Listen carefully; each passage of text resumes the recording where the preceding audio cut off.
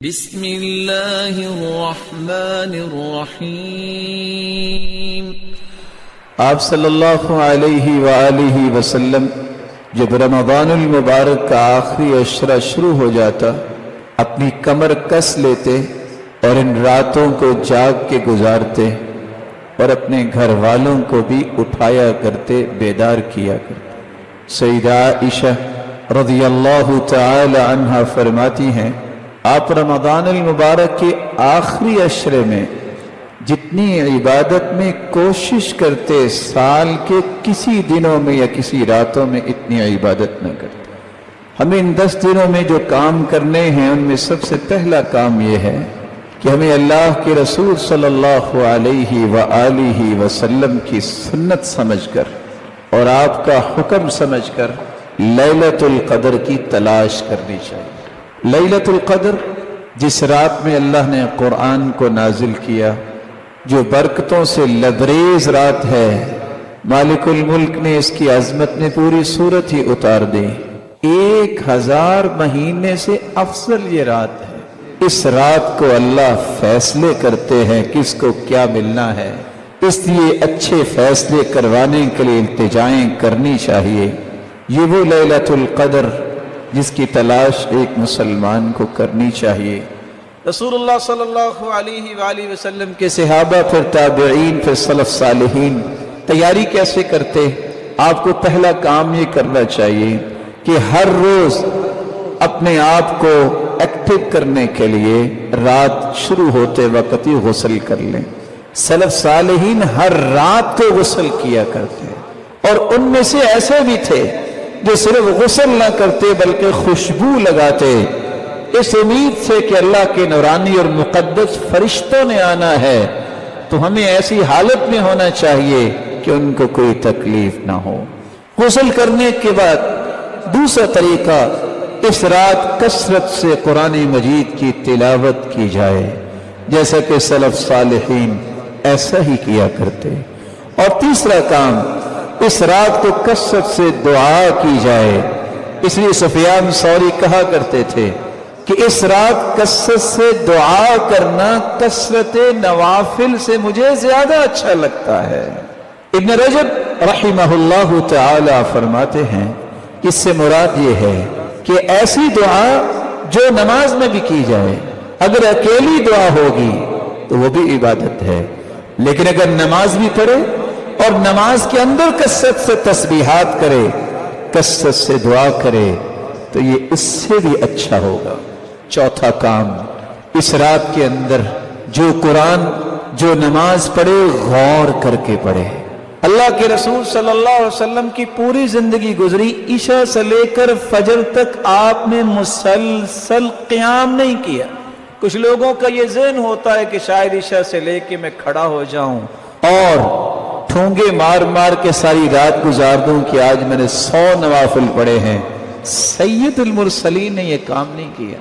سید المرسلین نے جو کام کیا ہے اس قدر خوبصورت کیا ہے، لیکن تھوڑا کیا ہے کہ آپ اگر 11 رکعتیں بھی پڑھتے ہیں، 8 رکعتیں بھی پڑھتے ہیں، اس طرح دل لگا کے پڑھیں، غور کر کے پڑھیں، خشوع کے ساتھ پڑھیں کہ ادھر تمہاری زبان پہ یہ کلام جاری ہو، ادھر اللہ کی رحمتوں کا نزول جاری ہو جائے۔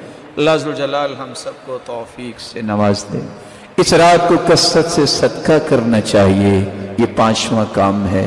چھٹا کام، رسول اکرم صلی اللہ علیہ وسلم کا طریقہ مبارک تھا، آپ ہر سال اعتکاف کیا کرتے اور اس کے بعد پھر آپ کی بیویوں نے بھی اعتکاف کیا۔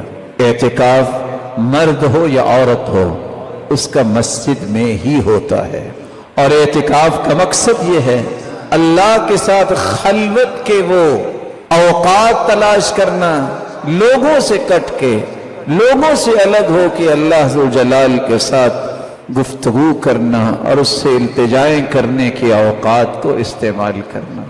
رسول اللہ صلی اللہ علیہ وآلہ وسلم نے ان 10 دنوں میں ایک اور بات بھی امت کو سمجھائی ہے، اور وہ چھٹی بات بھی امت کو نہیں بھولنی چاہیے کہ سال گزرنے کے بعد یہی وہ مبارک دن ہیں जिन दिनों में अपने मालों की ज़कात अदा करनी चाहिए। जो शख्स ज़कात दे देता है उसका माल पाक हो जाता है, उसके माल के अंदर सलाहियत पैदा हो जाती है बढ़ने की, उसका माल जो रह जाता है वो दुरुस्त होता है। अल्लाह उस माल में बरकत को नाजिल कर देते हैं और उसको बढ़ाना शुरू कर देते हैं। जो शख्स ज़कात देता है वही मोमिन है, जो ज़कात नहीं देता वो मोमिन नहीं होता। बल्कि कहा सच्चा मोमिन वो है जो ज़कात देता है।